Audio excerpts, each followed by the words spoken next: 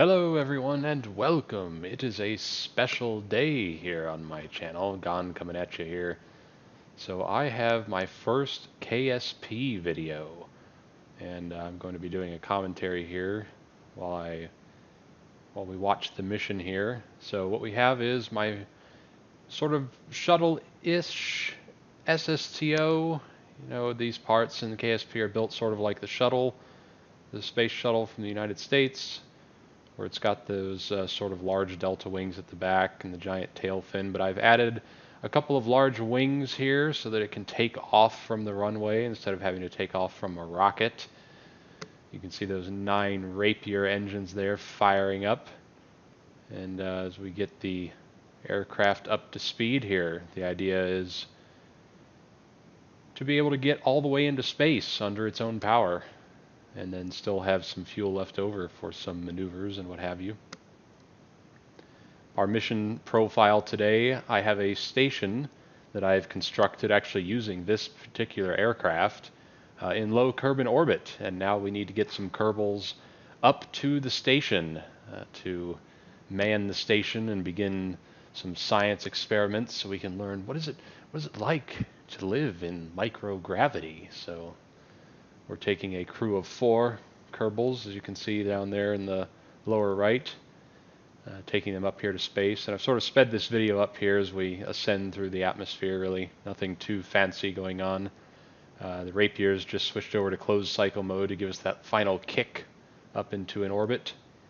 And then finish our circularization with those 4 nuclear engines. You can see they're firing away on the back, with Jebediah at the helm, Thrill Master Extraordinaire.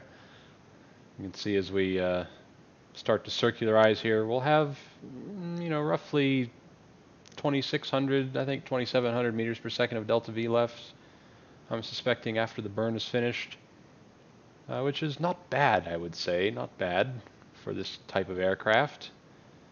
The Mark III spaceplane parts tend to be quite heavy, so getting up into orbit with any kind of appreciable amount of fuel left is not that easy of a challenge, actually. So now you can see there the station is about a quarter of the way behind the planet, maybe a little less as far as its orbit. You can kind of see it up there in the upper left. So just going to be planning some maneuver nodes to kind of get us an encounter with the station, and then we'll be able to dock to it. So you can see we've got our solar panels extended there on this lovely space plane.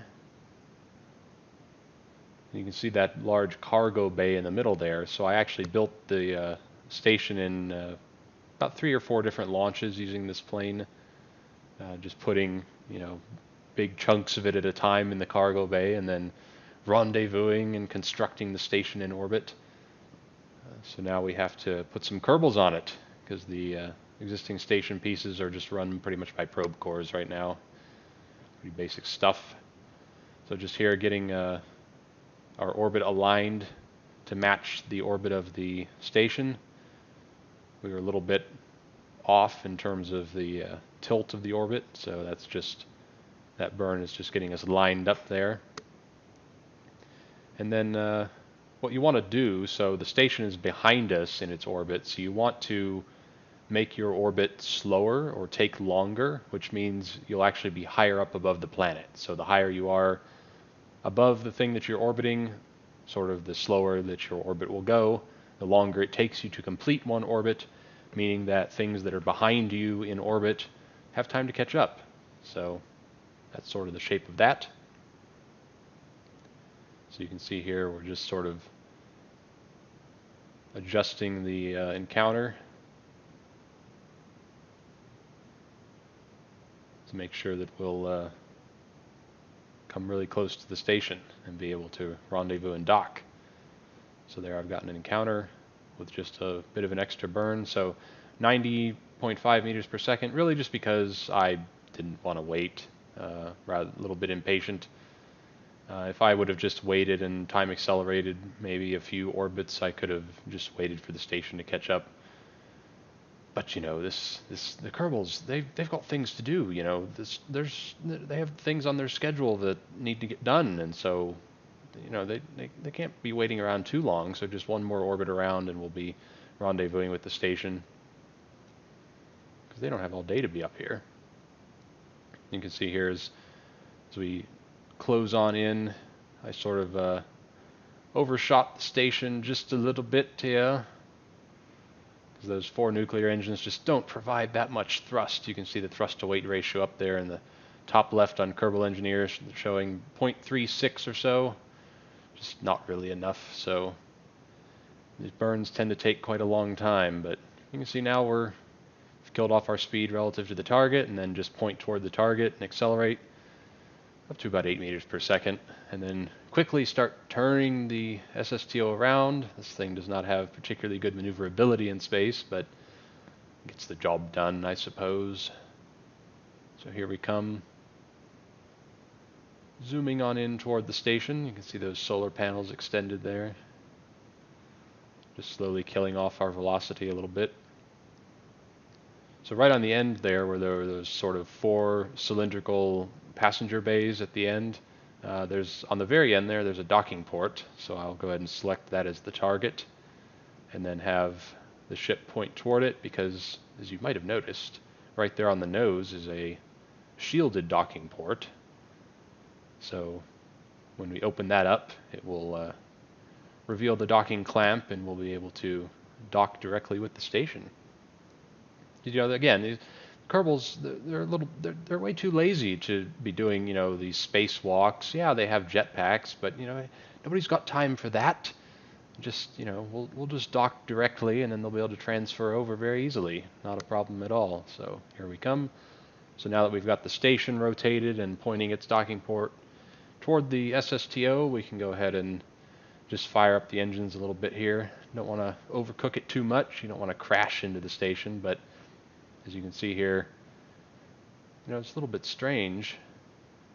You just keep them pointing toward each other on the nav ball, point at target. But as we come in here, you can see it's actually a little bit off. But you may not notice it until they get right in close. But the SSTO is actually just a little bit off axis, not pointing correctly. So you can see, yep, there it is. So you can see they're not going to quite line up perfectly, but all I had to do was just kind of pull back on the SSTO a little bit so that they'll line up properly, and then with just a little bit of coaxing coming together there, and there we are. Now we're docked.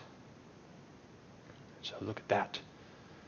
And so I've actually, you know, the cockpit of this SSTO holds 4 Kerbals, but we have 5, so I've actually just added that hitchhiker storage pod inside the SSTO there.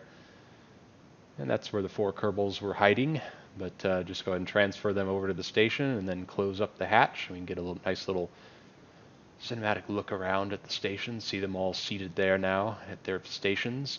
Got a couple there in the science module and one in the cupola module there at the end, and then our engineer just kind of hanging out there in the hitchhiker storage compartment on the station.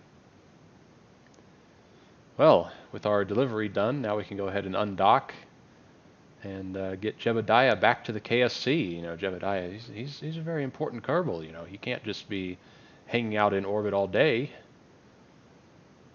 He's gotta get back to the KSC and fill out some paperwork. You know. So we just get the SSTO up and away from the station here before we can start planning our maneuver back into the atmosphere. And just sort of sped up the footage again here. I slowed it back down to real time there to show the docking and that sort of thing. But now we can cut to the chase and get Jebediah back home.